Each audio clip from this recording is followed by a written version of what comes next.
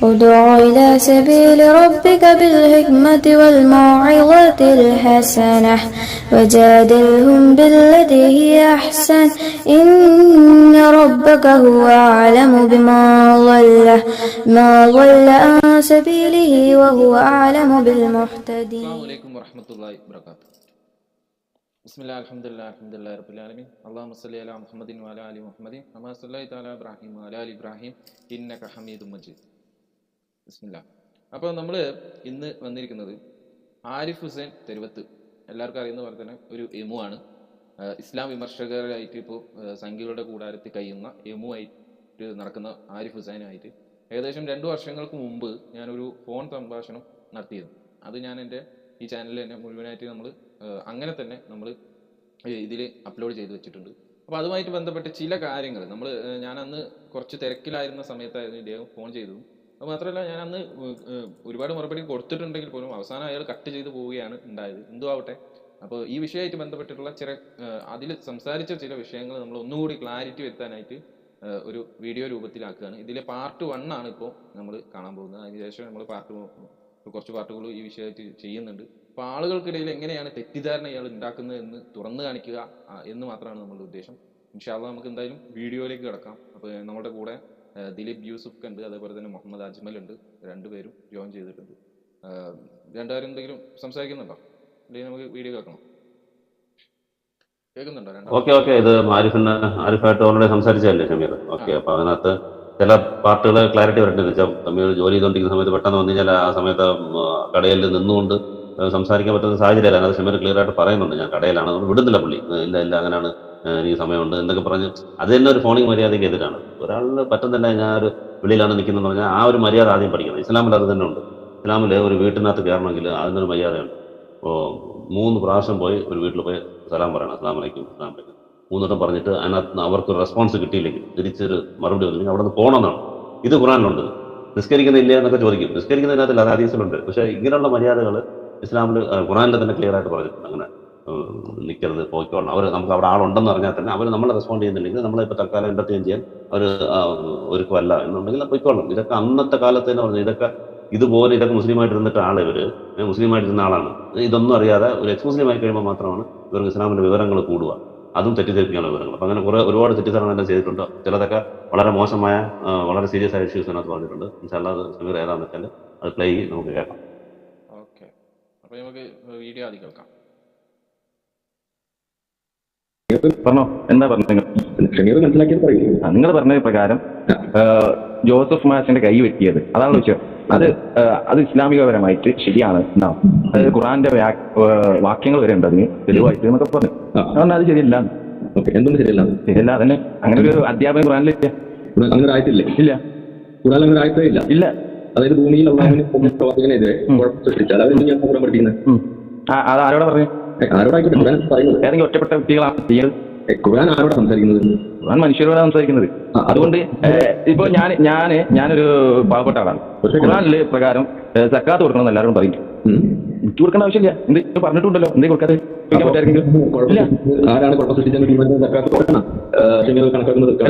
അല്ലല്ലോ. ഇത് ആരോടാണ് പറയേണ്ടത്, ആരാണ് മനസ്സിലാക്കേണ്ടതെന്ന് കൃത്യമായിട്ട് നമുക്ക് അറിയാലോ. ഇതൊരു ഭരണാധികാരിയായിട്ടുള്ള ഒരു ഇസ്ലാമിക രാജ്യം അവിടെ നിലനിൽക്കുന്നുണ്ടെങ്കിൽ ആ ഭരണാധികാരിക്ക് കൊടുക്കുന്ന ഓർഡറാണ്. അവരാണ് അത് ചെയ്യിപ്പിക്കുന്നത്. ഭരണത്തിനെതിരായിട്ട് പ്രവർത്തിക്കുന്ന ആളുകൾക്കെതിരാണ്. കേട്ടല്ലോ. അപ്പോൾ ഞാൻ അവിടെ ചെറിയൊരു ഉദാഹരണം പറയുകയും ചെയ്തിട്ടുണ്ട്. അതായത് സക്കാത്തുമായിട്ട് ബന്ധപ്പെട്ടിട്ട്. അപ്പോൾ മനുഷ്യരോടാണ് ഖുർആൻ സംസാരിക്കുന്നത്. പക്ഷേ എന്താ പറയുക, മനുഷ്യരോടാണെന്ന് പറഞ്ഞു കഴിഞ്ഞാൽ എല്ലാവരോടാണ് സംസാരിക്കുന്നത്. അപ്പോൾ ഏതൊക്കെ ആളുകൾ അത് പ്രവർത്തിക്കണം എന്നുള്ളതും ഖുർആൻ തന്നെ പഠിപ്പിക്കുന്നുണ്ട് എന്നുള്ളതാണ്. അപ്പോൾ അതിൽ ഉദാഹരണമായിട്ടാണ് ഞാൻ സക്കാത്തിൻ്റെ വിഷയം പറഞ്ഞത്. ഞാനൊരു പാവപ്പെട്ട ആളാണ്. അപ്പം എൻ്റെ കയ്യിൽ പൈസ ഇല്ല, പക്ഷെ സക്കാത്ത് കൊടുക്കണമെന്ന് ഖുർആനിൽ ശക്തമായിട്ട് പറയുന്നുണ്ട്. അപ്പോൾ ഇവിടെ എന്ത് ചെയ്യണം? പണമുള്ളവനാണ് അത് കൊടുക്കേണ്ടത്, അവനാണ് അത് നിർവഹിക്കേണ്ടത്. അതേപോലെ തന്നെ ആണ് ബാക്കിയുള്ള കാര്യങ്ങളും, എല്ലാ കാര്യങ്ങളും അങ്ങനെ തന്നെയാണ് നമ്മൾ നിർവഹിക്കേണ്ടത്. അതിപ്പോൾ ഏത് വിഷയം, നിസ്കാരമാവട്ടെ, ഏത് വിഷയമാവട്ടെ. ഇപ്പോൾ ഒന്നും കൂടി പറഞ്ഞു കഴിഞ്ഞാൽ നമസ്കാരമായിട്ട് ബന്ധപ്പെട്ടിട്ട് നമുക്ക് നോക്കുകയാണെങ്കിൽ, നമസ്കരിക്കാൻ ഒരാൾക്ക് എല്ലാവർക്കോടും നിസ്കരിക്കാൻ കൽപ്പിച്ചിട്ടുണ്ട്. എങ്ങനെയാണ് നിസ്കരിക്കേണ്ടതെന്ന് നബി സ്വല്ലല്ലാഹു അലൈഹി വസല്ലം കാണിച്ചു തന്നു. അപ്പോൾ ചില ആളുകൾക്ക് എന്ത് ചെയ്യും, ഈ മറന്നു പോകുന്ന പരിപാടി ഉണ്ടെങ്കിൽ അയാൾ മറന്നുപോയി വിചാരിക്കും. ഒരാൾ നിസ്കരിക്കാൻ മറന്നുപോയി ആ സമയത്ത്. അപ്പോൾ അയാൾക്ക് പിന്നെ ആ ഓർമ്മ വരുമ്പോൾ നിസ്കരിക്കാം. പക്ഷെ നിസ്കാരം കറക്റ്റായിട്ട് നിസ്കരിക്കണമെന്ന് കൃത്യമായിട്ട് പറഞ്ഞു തരത്ത് തന്നെ നബി പഠിപ്പിച്ചു കൊടുത്തു. ആകെ മറന്നു കഴിഞ്ഞാൽ മറന്നവൻ ഓർമ്മ വരുമ്പോൾ നിസ്കരിക്കട്ടെ. അതേപോലെ തന്നെ പല കാര്യങ്ങളും എല്ലാ കാര്യത്തിലും റിസ്ട്രിക്ഷൻസ് ഉണ്ട് എന്നുള്ളതാണ്. അപ്പൊ ദിലീപ് എന്തെങ്കിലും പറഞ്ഞോളൂ ബാക്കി കാര്യങ്ങൾ. ഓക്കെ, ഇത് ഇവരുടെ സ്ഥിരം എന്താണ് പല്ലവിയാണ്. ഈ ഇസ്ലാം വിരോധികളുടെയും ഈ മുസ്ലിങ്ങളെ താറടിച്ച് കാണിക്കാനും ഇസ്ലാമിനെ തെറ്റിദ്ധരിപ്പിക്കാനും നടക്കുന്ന ഈ സംഘീപാളത്തിലുള്ള ആൾക്കാരും ആരിഫ് ഹുസൈനും ഈ അനിൽകുമാർ അയ്യപ്പനും എല്ലാം കൊണ്ടത് ജോസഫ് മാഷിന്റെ കൈവിട്ടെടുത്തിട്ട് ഇന്ന് സംസാരിക്കും. ഇപ്പൊ നമ്മുടെ അലിയാർ കാസിമി ഉസ്താദ് RV ബാബുവായിട്ടുള്ള സംസാരത്തിൽ പുള്ളി ഈ ടോപ്പിക് വരുമ്പോഴത്തേക്ക് പുള്ളി ക്ലിയർ ആയിട്ട് അതിനകത്ത് പറയുന്നുണ്ട്. അന്നേ ദിവസം തന്നെ 3 പേര് കൈവിട്ട് കേസ് കേരളത്തിൽ നടന്നിട്ടുണ്ട്. അതാരും നോക്കുന്നില്ല. ഇത് മാത്രമാണ് ഹൈലൈറ്റ് ചെയ്തത്, വലിയ കേസാക്കി അത് അതിനെ വർഗീയവൽക്കരിച്ച് പറയുന്നത്. അത് നമ്മളും പറയുന്നത് തെറ്റാണ്, ഒരിക്കലും ചെയ്യാൻ പാടില്ല എന്നാണ് മുസ്ലിങ്ങളുടെ സ്റ്റാൻഡും. അതെല്ലാം അവിടെയുള്ള നമ്മുടെ മുസ്ലിം ലീഡേഴ്സും എല്ലാം പറഞ്ഞിട്ടുണ്ട്, ഇത് ശരിയല്ല. പക്ഷെ എന്നാലും അവർക്ക് എന്തെങ്കിലും ഒന്ന് കിട്ടിക്കഴിയുമ്പോൾ അത് ഇസ്ലാമിനെതിരെ യൂസ് ചെയ്യണം. ഇപ്പോൾ ഇതിനകത്ത് ഇതും അനിൽകുമാർ അയ്യപ്പൻ എല്ലാം പറയുന്നത് എന്താണെന്ന് വെച്ചാൽ, ഇത് ഖുറാനിലൊരു ആയത്തുണ്ട് 5:33 അള്ളാഹുവിനും അവൻ്റെ ദൂതനും എതിരെ പോരാടുന്നവർക്ക് ഉള്ള ശിക്ഷകൾ എന്ന് പറഞ്ഞിട്ട് അവരെ കൊല്ലുകയോ നാടുകടത്തുകയോ കൈകാലുകൾ എതിർ ദിശയിൽ വെട്ടുകയോ ചെയ്യുക എന്നുള്ളത് ആ ആയത്ത് വെച്ചിട്ടാണ് ഇവർക്ക് വെട്ടാം എന്നുള്ളത്. അപ്പോൾ ഷമീറിൻ്റെ അടുത്ത് ചോദിക്കുന്നത്, ഷമീർ ക്ലിയർ ആയിട്ട് പറയുന്നത് ഇത് ആരുടെടുത്താണ് പറഞ്ഞേക്കുന്നത്, ഇത് ആരാണ് ചെയ്യേണ്ടത്, ആയത്തുണ്ടെങ്കിൽ അത് ആരാണ് അഡ്രസ് ചെയ്തിരിക്കുന്നത്, അത് ആരാണ് ചെയ്യേണ്ടത്, അതിൻ്റെ കണ്ടീഷൻസ് വല്ലതും ഉണ്ടോ, ഇതെല്ലാം നോക്കണം. സക്കാത്ത് കൊടുക്കുന്നുണ്ട്, എല്ലാവരും സക്കാത്ത് കൊടുക്കണോ, അതിന് കണ്ടീഷൻ ഉണ്ട്. നിസ്കരിക്കുന്നുണ്ട്, അതിന് വേറെ റിലാക്സേഷൻ കൊടുത്തിട്ടുണ്ടാവും. നോമ്പ് വയ്ക്കുന്നുണ്ട്, അതിന് റിലാക്സേഷൻ വേറെ കൊടുത്തിട്ടുണ്ടാവും. അപ്പോൾ ഒരു ആയത്ത് വായിക്കുമ്പോൾ അത് ആരോടാണ് എന്താണ് എന്നെല്ലാം മനസ്സിലാക്കിയിട്ട് വേണം അത് മനസ്സിലാക്കാൻ. ഇത് ആരിഫ് ചോദിക്കുന്നത് ആരോടത്താണ്? ഖുറാൻ എല്ലാവരോടും സംസാരിക്കുന്നത്. അപ്പോൾ എല്ലാവരും പോയി ഇതിങ്ങനെ വെട്ടണമെന്നാണ് പുള്ളി പറയുന്നത്. ഇനി ആരിഫിന്റെ വാദം ശരിയാണെങ്കിൽ ഇത് 5:33 4 താഴെ 5:38 അതൊന്ന് വായിച്ചേ ഷമീർ. അത് ആരിഫ് എന്ത് പറയുന്നു? ഇതേ ആരിഫ് ചോദിച്ച അതേ ക്വസ്റ്റ്യൻ തിരിച്ച് ഞാൻ ആരിഫിനോട് ചോദിക്കും, ഈ ആരിഫ് എന്ത് പറയുന്നു എന്നുള്ളത് ഒന്ന് വായിച്ചത്. 5:38 സൂറത്ത് മാഇദയിലെ 5:38 വചനം. മോഷ്ടിക്കുന്നവന്റെയും മോഷ്ടിക്കുന്നവളുടെയും കൈകൾ നിങ്ങൾ മുറിച്ചു കളയുക. അവർ സമ്പാദിച്ചതിനുള്ള പ്രതിഫലം അള്ളാഹുവിൽ നിന്നുള്ള മാതൃകപരമായ ശിക്ഷയുമാണ് ഇത്. അള്ളാഹു പ്രതാപിയും യുക്തിമാനുമാകും. ഓക്കെ, അപ്പം മോഷ്ടിച്ച കൈവെട്ടണമെന്നുള്ള നിയമം ഉണ്ടെന്ന് എല്ലാവർക്കും അറിയാം. ആ ആയത്താണ് 5:38 പറയുന്നത്. 5:33 അള്ളാഹുവിനെ അവൻ്റെ ദൂതനെതിരെ പോരാടുമ്പോൾ ചെയ്യേണ്ട കാര്യങ്ങൾ അവിടെ പറയുന്നു. 4 ആയത്ത് കഴിഞ്ഞിട്ട് മോഷ്ടിക്കുന്ന ആളുടെ കൈവെട്ടണമെന്ന് പറയും. അപ്പോൾ ഞാൻ ആരിഫിനോട് ചോദിക്കാം, ഇത് ആരോടാണ് പറഞ്ഞത്? മുസ്ലിങ്ങളോടല്ലേ? ഇപ്പോൾ ഷമീർ മോഷ്ടിച്ച ഞാൻ ഷമീറിന്റെ കൈവെട്ടണം, ഞാൻ മോഷ്ടിച്ച ഷമീറിന്റെ കൈവെട്ടണം. ഏതെങ്കിലും ഒരു ഇസ്ലാമിക രാജ്യത്ത് അങ്ങനെ ആരും നടക്കുന്നുണ്ട്? ഈ ഖുറാൻ ആയത്ത് വെച്ചിട്ട് സിവിലിയൻസ് ആരെങ്കിലും എടുത്തുകൊണ്ട് പോയിട്ട് ആരെങ്കിലും മോഷ്ടിക്കുന്ന കണ്ട വെട്ടുന്നുണ്ട്? അപ്പോൾ പറഞ്ഞില്ല. ആരിഫും അത് പറയത്തില്ല, ഇസ്ലാം രാഷ്ട്രത്തിലുള്ള ഒരാളും പറയത്തില്ല. ഇസ്ലാമിക നിയമമുള്ള ഒരു രാഷ്ട്രത്തിലും ഇത് ചെയ്യേണ്ടത് സാധാരണ ആളാന്ന് പറയും, ആൾക്കാരാണെന്ന് പറയത്തില്ല, സാധാരണ ആൾക്കാരല്ല ഇത്. അപ്പോൾ പിന്നെ ആരാടാ? അത് ഗവൺമെന്റാണ് ചെയ്യേണ്ടത്. ഒരു നീതിന്യായ വ്യവസ്ഥയുണ്ട്, ഒരു ഗവൺമെന്റ് ഉണ്ട്, അതിനൊരു തലവനുണ്ട്, അവർ റൂൾസ് ഉണ്ട്. ഒരാൾ മോഷ്ടിച്ച് കഴിഞ്ഞാൽ അയാൾ കൊണ്ടുവരണം, അയാളെ വിചാരണ ചെയ്യണം. അയാൾക്ക് കൊടുക്കേണ്ട ശിക്ഷയെക്കുറിച്ചാണ് ഗവൺമെന്റാണ് കൊടുക്കേണ്ടത്. അയാൾ പിടിച്ചിട്ട് ജയിലിലിട്ടിട്ട് 3 ദിവസം നമ്മുടെ ടാക്സ് പണത്തിൽ ടാക്സ് വാങ്ങിക്കുന്ന കാശിൽ അയാൾക്ക് 3 നേരം ബിരിയാണിയും എണ്ണയും ഞായറാഴ്ച സിനിമയും എല്ലാം കാണിച്ചിട്ട് 2 വർഷം കഴിഞ്ഞ് ഇറക്കി വിടുകയല്ല ചെയ്യേണ്ടത്. മോഷ്ടിച്ചാൽ കൈവെട്ടണമെന്ന് പറഞ്ഞാൽ അപ്പോഴേ അടുത്ത ആൾ മോഷ്ടിക്കാതിരിക്കത്തുള്ളൂ. ഇങ്ങനെയുള്ള നിയമങ്ങളിലാണ് നിങ്ങളുടെ ജീവനും സ്വത്തിനും സംരക്ഷണം ഉള്ളത് എന്ന് ഖുറാൻ തന്നെ പറയുന്നു. ഇങ്ങനെയുള്ള സ്ട്രിക്റ്റ് നിയമം ഉണ്ടെങ്കിൽ മറ്റൊരാളുടെ ജീവനും സ്വത്തിനും സംരക്ഷണം കാണത്തുള്ളൂ. അല്ലെങ്കിൽ വളരെ സിമ്പിളായിട്ട് ഇന്ന് കണ്ടില്ലേ, ആൾക്കാരുടെ പൈസ തട്ടിപ്പിക്കുന്നതും മോഷ്ടിക്കുന്നതും ആൾക്കാരെ കൊല്ലുന്നതും മനുഷ്യർക്കെതിരെയുള്ള സ്ത്രീകൾക്കെതിരെയുള്ള അതിക്രമമൊക്കെ വളരെ വളരെ എന്താണ് ചീപ്പായിട്ട് നടക്കാനുള്ള കാരണം എന്താണ്? ശക്തമായ ആ ശിക്ഷകളില്ലാത്തതുകൊണ്ടാണ്. അപ്പോൾ ആ ശിക്ഷയെക്കുറിച്ചാണ് അവിടെ പറയുന്നത്. അപ്പോൾ അത് വായിക്കുമ്പോൾ എല്ലാവർക്കും മനസ്സിലാവുന്നുണ്ട് ഇത് ഗവൺമെന്റാണ് ചെയ്യുന്നുള്ളത്. 5:38 വായിക്കുമ്പോൾ അത് ഓക്കെ. 5:33 വായിക്കുമ്പോൾ മാത്രം ഇത് ആരോടാണ് പറയുന്നത്? മുസ്ലിങ്ങളോടല്ലേ? അപ്പോൾ ഇത് വേണോന്നും പറഞ്ഞ് കുത്തിത്തിരിപ്പിക്കുന്നല്ലേ? ഇസ്ലാമിനെതിരെയും മുസ്ലിംകൾക്കെതിരെ വർഗീയവൽക്കരിക്കുന്ന ആൾക്കാരെ ഇളക്കി വിടണം, ഇതാണ് ഖുറാൻ പറയുന്നത്. എന്നിട്ട് എല്ലാവരെയും ഇപ്പം നിങ്ങളുടെ മതം തീവ്രവാദമാണ് പഠിപ്പിക്കുന്നതെന്ന് പഠിപ്പിക്കാൻ കാണിക്കുന്ന അനിൽകുമാർ അയ്യപ്പൻ ഉൾപ്പെടെ ഇത് കാണിക്കുന്നുണ്ട്, എപ്പോഴും എടുത്ത് കാണിക്കുന്നത്. അവർക്ക് എല്ലാവരും കൂടെ ഉള്ള മറുപടിയാണ് ഇത്. ഈ ടൈറ്റിൽ തന്നെ വീഡിയോ ഇറങ്ങും, കൈവെട്ടായത്ത് ആരിഫിന്റെ നുണ പിടികൂടുന്നു എന്നുള്ളത്. ഇത് ആരിഫിന് മാത്രമല്ല, ഇത് ആരൊക്കെ ദുർവ്യാഖ്യാനിക്കുന്നോ, ആരെല്ലാം ഇസ്ലാമിനെതിരെ ഇത് തെറ്റായിട്ട് വിമർശനം ചെയ്യുന്ന അവർക്കുള്ള ആൻസറും കൂടാണിത്. ഇത് ഗവൺമെന്റ് ചെയ്യേണ്ടതാണ്, ആളുകൾ ചെയ്യേണ്ടതല്ല എന്ന് ക്ലിയർ ആയിട്ട് നമുക്ക് അതിൽ തന്നെ മനസ്സിലാക്കാം. അത് വായിക്കുമ്പോൾ തന്നെ മനസ്സിലാവും. അതിന്റെ താഴെ 5:38 ക്ലിയർ ആയിട്ട് മനസ്സിലാവും. നിങ്ങളും എല്ലാവരും അത് അംഗീകരിക്കുന്നതാണ്, അത് ഗവൺമെന്റ് ചെയ്യേണ്ടതാണെന്നുള്ളത്. അതും 5:33 ഗവൺമെന്റ് തന്നെയാണ് ചെയ്യേണ്ടത്. ഇനി വേറൊരു ചോദ്യം ചോദിക്കുന്നതിനകത്ത് അള്ളാഹുവിനും ദൂതനും എതിരെ പോരാടുക എന്നുണ്ടല്ലോ. എന്താണ് പോരാടുക? എന്താണ് എൻ്റെ അർത്ഥം? അതും അറിഞ്ഞുകൊണ്ടെങ്കിൽ നമ്മളോട് ചോദ്യം നമ്മൾ പറഞ്ഞുതരാം. അള്ളാഹുവിനും അവൻ്റെ ദൂതനോടെന്നുള്ള പ്രയോഗം 2 രീതിയിൽ ഖുറാനിൽ വരും. ഒന്ന്, നിങ്ങൾ അള്ളാഹുവിനെ പിൻപറ്റുക, ദൂതനെ പിൻപറ്റുക എന്ന് അങ്ങനെ കുറേ ആയത്തുകൾ കാണും. ആ ആയത്തിന്റെ വിവക്ഷ എന്ന് പറഞ്ഞാൽ ഖുറാനും ഹദീസും പിൻപറ്റുക എന്നുള്ളതാണ്. അള്ളാഹു ഖുറാനിൽ അത് അള്ളാഹുവിന്റെ വാക്കാണ്, ഖുറാൻ. ഹദീസ് അള്ളാഹുവിന്റെ വാക്കല്ല. ഒരു ഇൻസ്പിറേഷൻ വരും, പ്രവാചകന്റെ വാക്കുകളാണ് അത് വരിക. പക്ഷേ വഹീൽ തന്നെയാണ് പറയുന്നത്. രണ്ടായിട്ട് അത് ക്രോഡീകരിച്ച് വെച്ചേക്കുന്നുണ്ട്. നിങ്ങൾ അള്ളാഹുവിനെ ദൂതനെ പിൻപറ്റുക, ഖുറാനും ഹദീസ് പിൻപറ്റുക എന്നുള്ള അർത്ഥത്തിൽ കുറേ ആയത്തുകൾ കാണാം. അതാണ് അള്ളാഹുവിനെ ദൂതനെ പിൻപറ്റുക എന്ന് പറഞ്ഞാൽ. ഇത് പ്രസംഗികളും ചോദിക്കും, ഉണ്ട് അള്ളാഹുവിനെ അനുസരിക്കുക, ദൂതനെ അനുസരിക്കുക, അപ്പോൾ അള്ളാഹും ദൂതൻ ഒന്നായില്ലേ എന്നുള്ള രീതിയിൽ. വഹീൽ സംസാരിച്ചാൽ മാത്രമേ പിൻപറ്റാവുന്നുണ്ട്. സ്വന്തമായിട്ട് സംസാരിച്ചാൽ ചെയ്യേണ്ടാവുന്നുണ്ട്. അവൻ സ്വയമായി സംസാരിക്കുകയില്ല. വഹീൽ മാത്രമാണ് അള്ളാഹു നബി സംസാരിക്കുന്നത്. മതനിയമങ്ങൾ സംസാരിക്കുമ്പോൾ വഹീൽ മാത്രം സംസാരിക്കുക, അത് മാത്രമാണ് പിൻപറ്റേണ്ടത്. പ്രവാചകൻ സ്വന്തമായിട്ട് പറഞ്ഞ പ്രവാചകൻ പറഞ്ഞു, ഞാനായിട്ട് പറഞ്ഞു കഴിഞ്ഞാൽ നിങ്ങളാണ് ദുനിയാവിന്റെ കാര്യത്തിൽ നിങ്ങളാണ് ബെസ്റ്റ് ആൾക്കാർ, നിങ്ങളത് നോക്കിയെടുത്തോളുക, കറക്റ്റാണ് പിൻപറ്റുക, അല്ലെങ്കിൽ വേണ്ടാന്നിട്ട്. വക്കീൽ പറഞ്ഞാൽ മാത്രം നിങ്ങൾ കറക്റ്റായിട്ട് പിൻപറ്റുക എന്ന് പറഞ്ഞിട്ടുണ്ട്. അതാണ് അള്ളാഹുവിനെ അനുസരിക്കുക, ദൂതനെ അനുസരിക്കുക എന്നുള്ളത്. വേറൊരു രീതിയിലുള്ള ആയത്ത് അള്ളാഹുവിനും ദൂതനെ എതിരായിട്ട് നിങ്ങൾ പോരാടുക എന്ന് പറഞ്ഞാൽ ഇസ്ലാമിക ഗവൺമെന്റിനോട് പോരാടുക എന്നാണ് എൻ്റെ അർത്ഥം.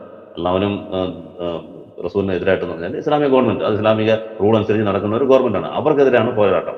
അത് ചെയ്യുമ്പോൾ നിങ്ങൾ ആ അർത്ഥത്തിലാണ് അതെല്ലാം എടുക്കുക. അപ്പം ഒരു ഉദാഹരണം പറയുകയാണെങ്കിൽ, പ്രവാചകന്റെ വഫാത്തിന് ശേഷം അബൂബക്കറിന്റെ ആ കാലത്ത് തന്നെ പെട്ടെന്ന് ആൾക്കാർ സക്കാത്ത് തരില്ല എന്ന് പറഞ്ഞ ഒരു ഗ്രൂപ്പ് വന്നു. അത് ഖുർആൻ ആയത്തിന് വ്യാഖ്യാനിച്ചുകൊണ്ട് തന്നെയാണ് വന്നത്. നബി ജീവിച്ചിരിക്കും മാത്രം കൊടുത്താൽ മതി, വഫാത്തതിന് ശേഷം ഞങ്ങൾ കൊടുക്കേണ്ട ആവശ്യമില്ല എന്ന് പറഞ്ഞിട്ട് ഒരു വലിയ ഗ്രൂപ്പ് തരത്തില്ല എന്ന് പറഞ്ഞു. അപ്പോൾ അബൂബക്കർ എന്താ പറഞ്ഞു, ഞാൻ അവരോട് പോരാടുമെന്ന് പറഞ്ഞു, യുദ്ധം പ്രഖ്യാപിച്ചു അവരോട്. അപ്പം ഒരു ഗവൺമെന്റ് ഉള്ളപ്പോൾ, ആ ഗവൺമെന്റിന് ഒരു നിയമം അവിടെ ഉള്ളപ്പോൾ അതിനെതിരായിട്ട് ഞങ്ങൾ ചെയ്യത്തില്ല എന്ന് പറഞ്ഞു കഴിഞ്ഞാൽ ആ ഗവൺമെന്റ് ആക്ഷൻ എടുക്കണം. അതാണ് ഈ ആയത്തിൽ പറഞ്ഞിരിക്കുന്നത്. ഇപ്പോൾ ഇവിടെ ഇൻകം ടാക്സ് കൊടുക്കുന്നുണ്ട്, ഞാനൊരു 1000 പേരെ ചേർത്തിട്ട് പോയിട്ട് അതൊന്നും പറ്റത്തില്ല, ഇൻകം ടാക്സ് നമുക്ക് പറ്റത്തില്ല, ഞാൻ എന്തെങ്കിലും എനിക്ക് പറ്റുന്നത് ഞാൻ തരുമെന്ന് പറഞ്ഞ് ഞാനിവിടെ ഒരു പോരാട്ടം നടത്തിയാൽ ഗവൺമെന്റ് വിടുക തന്നെ. അപ്പോഴേ പിടിച്ചാകത്താകില്ല. അത് ഏതെങ്കിലും ഗവൺമെന്റ്, ഇപ്പോൾ അതുപോലെ വോട്ടിംഗ് മെഷീൻ ഉണ്ട്, EVM ഒന്നും എനിക്ക് പറ്റത്തില്ല, ഞാൻ പേപ്പർ ബാലറ്റിലെ ചെയ്യത്തുള്ളൂ, ശരിയല്ല എന്ന് പറഞ്ഞിട്ട് ഞാൻ 100 പേരെ അല്ലെങ്കിൽ 1000 പേരെ വിളിച്ചുകൊണ്ട് വന്ന് പോരാട്ടം നടത്തിയാൽ അതിനെ വിടുവോ? അപ്പോഴേ തൂക്കിക്കൊണ്ട് പോകത്തില്ലേ? അപ്പോൾ അതാണ് അള്ളാഹിനെ റസൂലിനെതിരെ എന്ന് പറഞ്ഞാൽ ഗവൺമെന്റിനെതിരെ. അവിടെ ഒരു റൂൾ ഉള്ളപ്പോൾ അതിന് ചലഞ്ച് ചെയ്തുകൊണ്ട് അവരോട് ചോദിക്കാം, അതെല്ലാം ചെയ്യാം. പക്ഷെ ചലഞ്ച് ചെയ്തുകൊണ്ട് ഞാൻ തരത്തില്ല, അല്ലെങ്കിൽ ഈ നിയമം അല്ല, ഇത് നിയമം മാറ്റണം എന്നുള്ള നിയമത്തെ ചോദ്യം ചെയ്തുകൊണ്ട് അതിനെതിരായിട്ട് ഇറങ്ങുമ്പോഴാണ് അതിനുള്ള ശിക്ഷയാണത്. അത് ഗവൺമെന്റ് കൊടുക്കേണ്ട, ഭരണാധികാരി കൊടുക്കേണ്ട ഒരു ശിക്ഷയാണത്. അത് വളരെ വ്യക്തമാണ് ഇതിനകത്ത്, ആയത്തിനകത്ത്. അപ്പം അള്ളാഹുവിനും അതും എന്താണ് കുഴപ്പം എന്നുള്ളതും അത് അവർ പറയും. എന്താണ് കുഴപ്പം? കുഫറാണ് കുഴപ്പം ചിലർ പറയും. അതല്ല, ആയത്തിൽ തന്നെ ഉണ്ട് എന്താണ് എൻ്റെ കുഴപ്പം. അള്ളാഹുവിനും അതിൻ്റെ ദൂതനും എതിരായിട്ട് പോരാടി കുഴപ്പം ചെയ്യുന്നുള്ളതാണ് കറക്റ്റ് ട്രാൻസ്ലേഷൻ. ചില ട്രാൻസ്ലേഷനകത്ത് അള്ളാഹുവിനും ദൂതനും എതിരെ പോരാടുകയും ഭൂമിയിൽ കുഴപ്പം സൃഷ്ടിക്കുകയും എന്ന അർത്ഥത്തിലാണ് കൊടുത്തത്. പക്ഷെ അങ്ങനെയല്ല. ആ തഫ്സീർ ഖുർആന്റെ ആയത്ത് തന്നെയാണ് അതിന്റെ തഫ്സീർ. പോരാടുന്നത് തന്നെയാണ് കുഴപ്പം. ആ ഭൂമിയിൽ അവർ കുഴപ്പം ചെയ്യുന്നത് എന്താണെന്ന് വെച്ചാൽ അള്ളാഹുവിനും ഭൂമിക്ക് റസൂലിനെതിരെ, ആ ഗവൺമെന്റിനെതിരെ പോരാടുന്നതാണ് അള്ളാഹുയുടെ കുഴപ്പം എന്ന് പറഞ്ഞത്. അപ്പോൾ ആ കുഴപ്പമില്ലാവുന്നവരെ നിങ്ങൾ യുദ്ധം ചെയ്യാന്നുണ്ട്. അതും ഈ അർത്ഥത്തിൽ തന്നെയാണ്. കുഴപ്പമുണ്ടാകുന്നത് ഈ ഗവൺമെന്റിനെതിരായിട്ട് ഒരു യുദ്ധത്തിന് വരുന്നത് വരെ എന്നർത്ഥം, അല്ലാതെ കുഫർ ഇല്ലാതാവുന്നുള്ള അർത്ഥം അല്ലാതെ. അത് ചില ഇതിനകത്ത് തഫ്സീറിലൊക്കെ ചിലർ കുഫർന്ന് കൊടുത്തിട്ടുണ്ട്. പക്ഷെ ആയത്തിൽ നിന്ന് നേരിട്ട് മനസ്സിലാക്കുമ്പോൾ കുഫർ അല്ലാതെ പോരാടുന്നതാണ്. ഗവൺമെന്റിനെതിരെ പോരാടി കഴിഞ്ഞാൽ ആ കുഴപ്പം തീരുന്നവരെ ഗവൺമെന്റ് അവർ ആക്ഷൻ എടുക്കണം. അതിന് പല ഇത് ചെയ്യണം. അത് എന്താണ്, ഇന്ത്യൻ ഗവൺമെന്റ് ആണെങ്കിൽ റൂള് കാണും, ഓരോ ഗവൺമെന്റ് ഓരോ റൂള് കാണും. ഇവിടെ അത് നാട് കടത്തണം. അവർ ചെയ്യുന്നതിന്റെ ഇതനുസരിച്ച്, വ്യാപ്തി അനുസരിച്ച്, അതിന്റെ സീരിയസ്നെസ് അനുസരിച്ച് ഇത് പറഞ്ഞിട്ടുണ്ട്. അപ്പം ആരിഫ് ചോദിച്ച എല്ലാത്തിനും നമ്മൾ ഉത്തരം പറഞ്ഞു. എന്താണ് കുഴപ്പം എന്നുള്ളതിന് ഉത്തരം പറഞ്ഞു. അള്ളാഹു റസൂലിനെതിരെ പോരാടുക എന്ന് പറഞ്ഞാൽ അതിന് ഉത്തരം പറഞ്ഞു. ആരാണ് ചെയ്യേണ്ടതെന്നും പറഞ്ഞു. അപ്പം ഇത് മതി ആളുകൾക്ക്, നമുക്കൊരു ഇതിനെക്കുറിച്ചുള്ള വ്യക്തത വരുത്താനായിട്ട് ഷോർട്ടായിട്ട് മതി. ഓക്കെ. അജ്മൽ എന്തെങ്കിലും ആഡ് ചെയ്യണോ? ഇതില് 2 കാര്യങ്ങൾ ഓൾറെഡി പറഞ്ഞു തന്നെയാണ്. ഒന്നെന്ന് പറഞ്ഞു കഴിഞ്ഞാൽ ഈ ലോ ഓഫ് ദ ലാൻഡ്, അതായത് ഓരോ രാജ്യത്തും അതിൻ്റെതായ നിയമങ്ങൾ ഉണ്ടാവും. അപ്പോൾ ആ നിയമങ്ങൾ പാലിക്കാതെ വന്നു കഴിഞ്ഞാൽ ആ രാജ്യത്ത് അതിൻ്റെതായ ശിക്ഷകളുണ്ടാവും. നമ്മൾ ഇന്ത്യൻ ഗവൺമെന്റ് തന്നെ എടുത്തു കഴിഞ്ഞാൽ നമുക്ക് ഫണ്ടമെന്റൽ ഡ്യൂട്ടിയിൽ പെടുന്ന ഒരു ആർട്ടിക്കിൾ 51A പെടുന്ന ഒരു കാര്യമാണ് നമ്മുടെ കോൺസ്റ്റിറ്റ്യൂഷൻ എന്ത് ചെയ്യുക, പാലിക്കുക എന്നുള്ളത്. അപ്പം അത് നമ്മുടെ ഫണ്ടമെന്റൽ ഡ്യൂട്ടിയാണ്. നമ്മൾ ചെയ്യാനുള്ളൊരു കാര്യമായിട്ടാണ് നമ്മുടെ ഇന്ത്യൻ കോൺസ്റ്റിറ്റ്യൂഷൻ പറയുന്നത്. അതുപോലെ തന്നെ നമുക്ക് അറിയാൻ പറ്റുന്ന ഒരു കാര്യമാണ്, നമ്മുടെ കോൺസ്റ്റിറ്റ്യൂഷൻ എതിരായിട്ട് നമ്മൾ എന്തെങ്കിലും തെറ്റായ കാര്യങ്ങൾ പ്രചരിപ്പിക്കുക, അതിനെതിരായി പ്രവർത്തിച്ചു കഴിഞ്ഞാൽ സെക്ഷൻ 124A APC പ്രകാരം അതും പണിഷബിൾ ആയിട്ടുള്ള കുറ്റമാണ്. അതുപോലെ തന്നെ UAPA ചുമത്തുന്ന കുറ്റങ്ങളുണ്ട്. അപ്പോൾ ഇതൊക്കെ നമ്മുടെ ലോ ഓഫ് ദ ലാൻഡിനെ ഒപ്പോസ് ചെയ്യുന്നതിന്റെ ഇന്ത്യയുടെ നിയമമാണ്. അപ്പോൾ ഓരോ രാജ്യത്തും അതിൻ്റെതായ നിയമം ഉണ്ടാവും. ഇപ്പോൾ നമ്മുടെ ഇസ്ലാമിക് രാജ്യത്ത് എങ്ങനെയാണ് ലോ ഓഫ് ദ ലാൻഡിനെ എതിർക്കുന്നത് എന്നുള്ളതിന്റെ ശിക്ഷയാണ് അവിടെ ഖുർആനിൽ ഒരു ആയത്ത് പറയുന്നത്. അപ്പോൾ നമ്മുടെ നിരീശ്വരവാദികൾ തന്നെ പറയുന്ന ഒരു കാര്യമാണ്, ലോ ഓഫ് ദ ലാൻഡ് അനുസരിക്കണം എന്നുള്ളത് നിരീശ്വരവാദികൾ പറഞ്ഞിട്ട് നമ്മൾ ഇന്ത്യൻ കോൺസ്റ്റിറ്റ്യൂഷനെ മുറുകെ പിടിക്കുന്നവരാണ്. അതായത് നിരീശ്വരവാദികൾ പറയുന്ന ഒരു കാര്യം എന്താണ്, നമ്മൾ ഒരു രാജ്യത്ത് താമസിക്കുന്ന സമയത്ത് ആ രാജ്യത്തുള്ള നിയമങ്ങൾ പാലിക്കണമെന്നാണ്. അപ്പോൾ ഈ ആയത്ത് പ്രകാരം അവിടെ അങ്ങനെ ശിക്ഷ ഉണ്ടെങ്കിൽ പോലും നിരീശ്വരവാദ പ്രകാരം തന്നെ, അതായത് ഇവർ പ്രചരിപ്പിക്കുന്ന നമ്മൾ കോൺസ്റ്റിറ്റ്യൂഷൻ ആണ് പിടിക്കേണ്ടത് എന്നുള്ള രീതിയിൽ പ്രചരിപ്പിക്കുമ്പോൾ അവിടുത്തെ ഒരു ഇസ്ലാമിക രാജ്യത്ത് അവിടുത്തെ കോൺസ്റ്റിറ്റ്യൂഷൻ എന്താണ്, അത് ശരിയായ ലോയാണ്. അപ്പൊ അത് പാലിക്കുക അല്ലെങ്കിൽ അതിനെതിരെ പ്രവർത്തിക്കാതിരിക്കുക എന്നുള്ളത് തന്നെ നിരീശ്വരവാദി ഇവർ പ്രചരിപ്പിക്കുന്ന അനുസരിച്ച് അങ്ങനെ പ്രവർത്തിക്കാൻ പാടില്ല എന്നുള്ളതാണ്. അപ്പൊ അങ്ങനെ പ്രവർത്തിച്ചു കഴിഞ്ഞാലുള്ള ശിക്ഷയാണ് ഇവിടെ പറയുന്നത് എന്നുള്ളതാണ് നമുക്ക് ഈ ആയത്തിൽ നിന്ന് അതിന്റെ പശ്ചാത്തലത്തിൽ നിന്ന് അല്ലെങ്കിൽ നമ്മൾ തഫ്സീറുകളിൽ നിന്നെല്ലാം മനസ്സിലാക്കുന്നത്. അപ്പോൾ ഇത് അവർക്ക് എന്തെങ്കിലും ഒരു വിമർശനത്തിന് എന്തെങ്കിലും പറയണ്ടേ, അതിനുവേണ്ടി മാത്രം പറയുന്ന ഒരു കാര്യം മാത്രമാണെന്നാണ് നമ്മൾ ഈ ഒരു സംസാരത്തിൽ മനസ്സിലാക്കുക. വേറെ ഒന്നും ഇതിനകത്തില്ല. അതെ അതെ അതെ വളരെ വ്യക്തമാണ്, കാര്യങ്ങൾ നമ്മൾ കൃത്യമായിട്ട് പറഞ്ഞിട്ടുണ്ട്. പിന്നെ ഈ ആയത്തുമായിട്ട് ബന്ധപ്പെട്ടിട്ടുള്ള അവതരണ ഒരു പശ്ചാത്തലം ഞാൻ ആ വീഡിയോ തന്നെ പറഞ്ഞിട്ടുണ്ട്. പിന്നെ ഇനിയിപ്പോൾ ഇവിടെ ആവർത്തിക്കേണ്ടെന്ന് കരുതുന്നു. ഈ കാര്യം തന്നെ കേട്ടാൽ തന്നെ നമുക്ക് വ്യക്തമായിട്ട് മനസ്സിലാവും. അപ്പം ഇത്രയാണ് ഈ വിഷയത്തിലുള്ള. ഇൻഷാ അള്ളാ നമുക്ക് അടുത്ത പാർട്ടിൽ നമുക്ക് അടുത്ത ഒരു ഇദ്ദേഹത്തിന്റെ വിമർശനമായിട്ട് കാണാം ഇൻഷാ അള്ളാ. വാഹിർ ദവാന അൽഹംദുലില്ലാഹി റബ്ബിൽ ആലമീൻ. അസ്സലാമു അലൈക്കും വറഹ്മത്തുള്ളാഹി വബറകാതുഹു.